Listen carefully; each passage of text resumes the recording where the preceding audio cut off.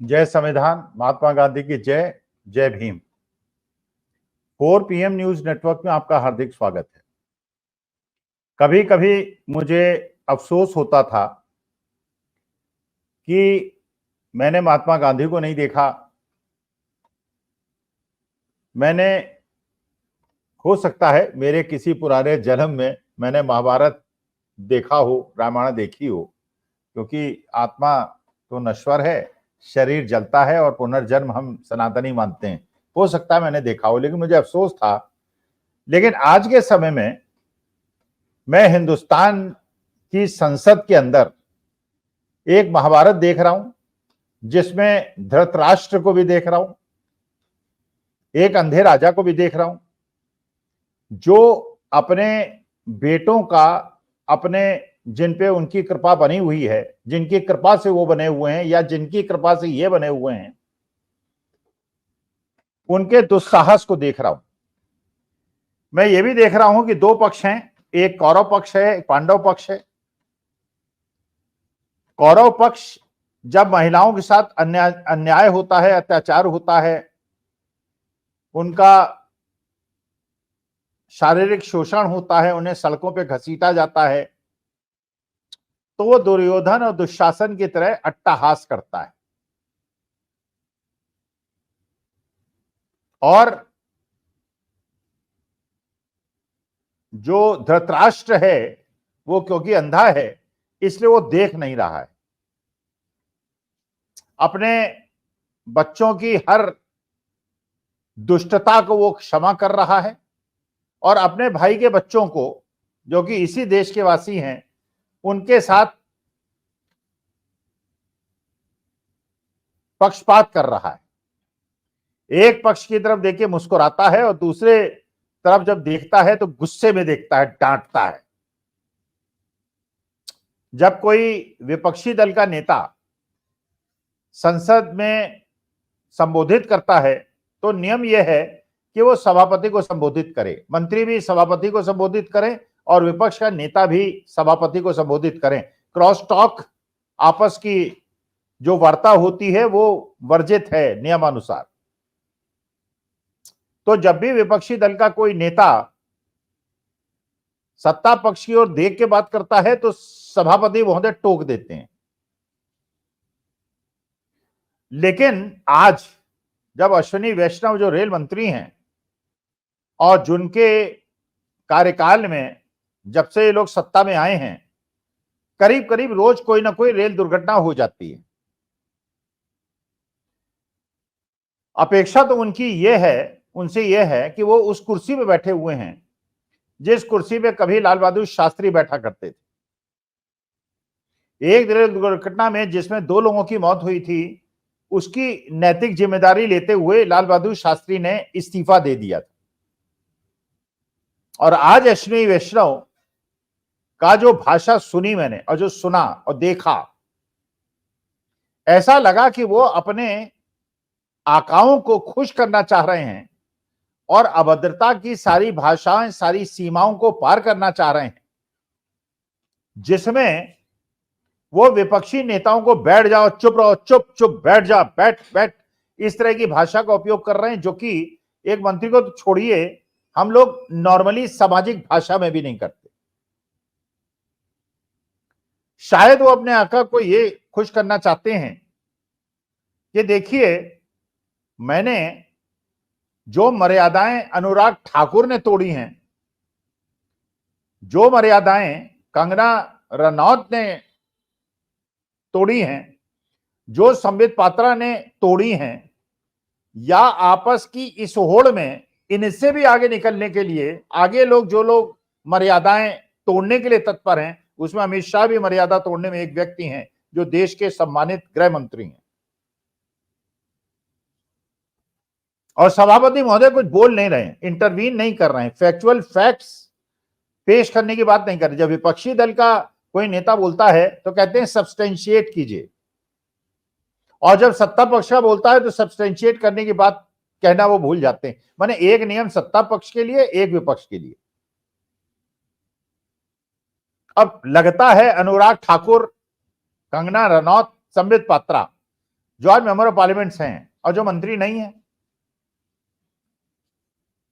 संबित पात्रा तो चलिए पहली बार जीते हैं, कंगना रनौत पहली बार जीती हैं, लेकिन अनुराग ठाकुर जीत चुके हैं, पहले मंत्री थे और कैबिनेट मंत्री थे। अब तीनों की आशाएं हैं कि हमें मंत्रालय मिल जाए। हो सकता है आशाएं हो कि उन्हें गृह राज्य मंत्री बना दिया जाए, क्योंकि गृह मंत्री राज्य मंत्री अमित शाह जी के नीचे लखीमपुर खीरी के टेनी महाराज हुआ करते थे, जो इतने फेमस व्यक्ति थे कि उनके बेटे ने 5 किसानों को कुचला था, उन्होंने किसानों को खुलेआम धमकाया था और उसके बाद उनको मंत्री पद से नहीं हटाया गया था, क्योंकि उनके अंदर वो विशेषता थी जो शायद आकाओं को पसंद हो। बेटा जेल में है, पिताजी चुनाव हार गए। लखीमपुर की खीरी की जनता को प्रणाम करता हूं, नमस्कार करता हूं, धन्यवाद करता हूं कि उन्होंने टेनी महाराज को हरा दिया। लेकिन अनुराग ठाकुर में, कंगना रनौत में, संबित पात्रा में ये होड़ लगी हुई है कि मंत्री कौन बने। और अमित शाह जी इस बात से परेशान हैं कि योगी जी से जो उनकी कशमकश चल रही है और योगी जी उसमें भारी पड़ रहे हैं। और ये कल्पना कोई नहीं कर सकता था कि अमित शाह भी अगर किसी मुख्यमंत्री से पंगा लेंगे तो हारेंगे। हमेशा माना जाता था कि वो जीतेंगे, लेकिन योगी जी ने केशव प्रसाद मौर्य को और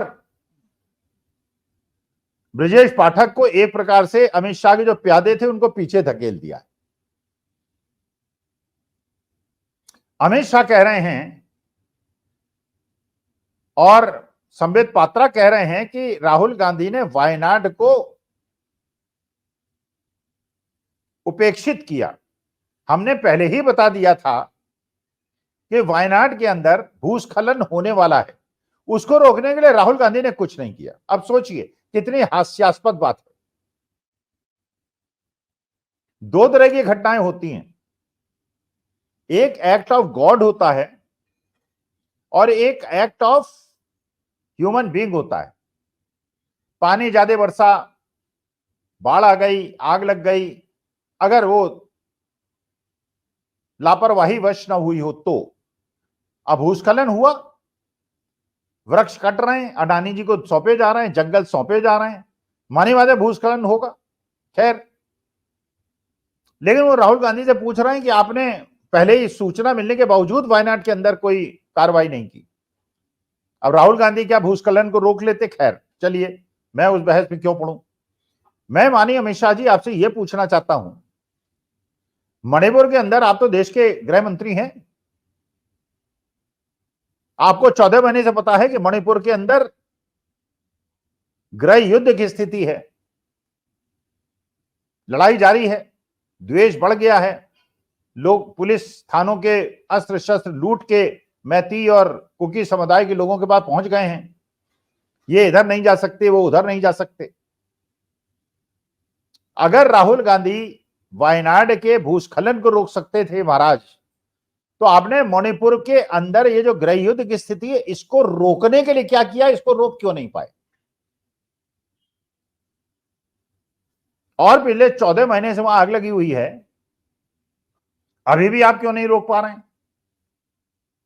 राहुल गांधी से तो अपेक्षा कर रहे हैं कि वो रोक दें, भूस्खलन रोक दें, एक्ट ऑफ गॉड को रोक दें, लेकिन आप अपने सीमावर्ती राज्य के गृह युद्ध की स्थिति को नहीं रोक पा रहे हैं। सारी जानकारी और सारे पुलिस एडमिनिस्ट्रेशन, मुख्यमंत्री, सब कुछ आपके पास होने के बावजूद। अनुराग सिंह ठाकुर, अनुराग गोली मारो ठाकुर जाति पूछ रहे हैं। अरे जाति महत्वपूर्ण नहीं है, महत्वपूर्ण यह है कि आप सामाजिक न्याय के साथ खड़े हैं या नहीं हैं।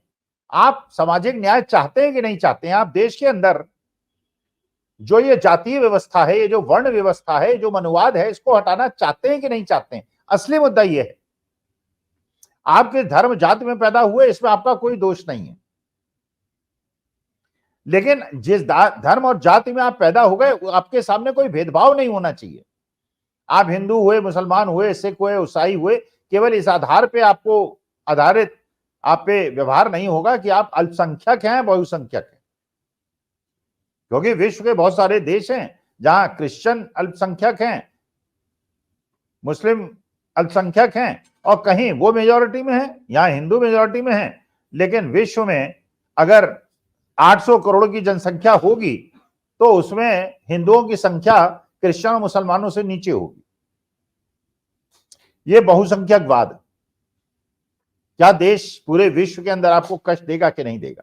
तो अनुराग ठाकुर जाति जानना चाहते हैं, जबकि राहुल गांधी जातीय जनगणना की बात कर रहे हैं, वो सामाजिक न्याय की बात कर रहे हैं, और आप किसी को व्यक्तिगत नीचा दिखा के उसकी जाति जानने की बात कर रहे हैं,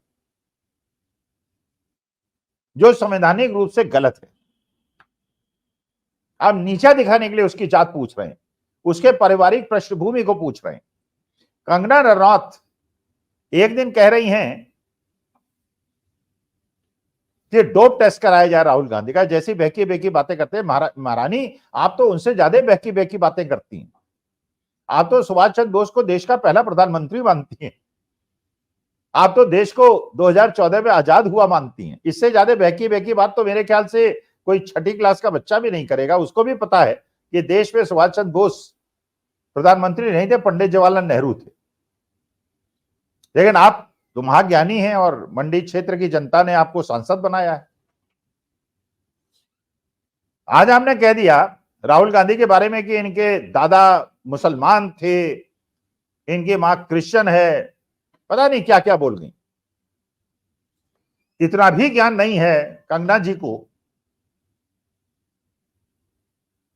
कि फिरोज गांधी पारसी थे, मुसलमान नहीं थे। खैर, इससे अंतर क्या पड़ता है, वो पारसी थे, हिंदू थे, मुसलमान थे, सिख थे, ईसाई थे या नहीं थे, देशभक्त थे या नहीं थे।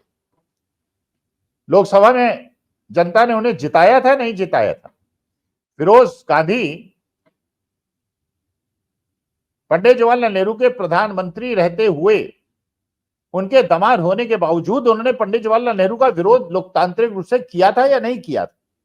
उनके धर्म जाति, मैं अगर हिंदू धर्म में पैदा हुआ और एक जाति में पैदा हुआ तो इसमें मेरा क्या योगदान है? ये तो लीला है, हो गया। नहीं होता तो भी कल हो सकता है मुसलमान घर में पैदा हुआ होता, क्रिश्चियन घरों में पैदा हुआ होता। तो इसमें न तो मेरा कोई योगदान है, न मेरा कोई दोष है। हाँ, मैं देशभक्त हूं या नहीं, ये प्रश्न है। संबित पात्रा को राहुल गांधी की टी शर्ट से परेशानी है। ये टी शर्ट पहन के क्यों आते हैं? अरे, हिंदुस्तान के 80% युवा टी शर्ट पहनते हैं।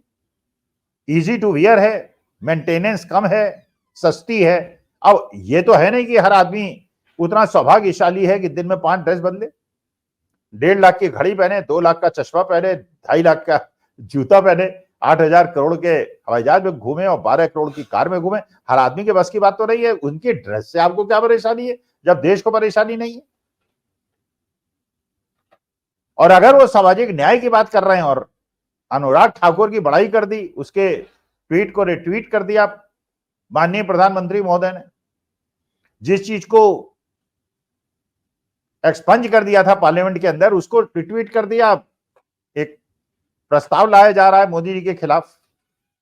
अब स्पीकर महोदय जिस प्रकार से बिहेव कर रहे हैं, मुझे तो नहीं आशा है कि वो अनुमति देंगे उसकी। तो महाभारत का युद्ध देख रहा हूं, एक तरफ कौरव खड़े हैं, एक तरफ पांडव खड़े हैं। दोनों हिंदू हैं, एक धर्म के साथ खड़ा है, एक अधर्म के साथ खड़ा है, एक सत्य के साथ खड़ा है, एक असत्य के साथ खड़ा है। पुरानी महाभारत में पांडव जीते थे, द्रौपदी का चीरहरण होने से बचा था।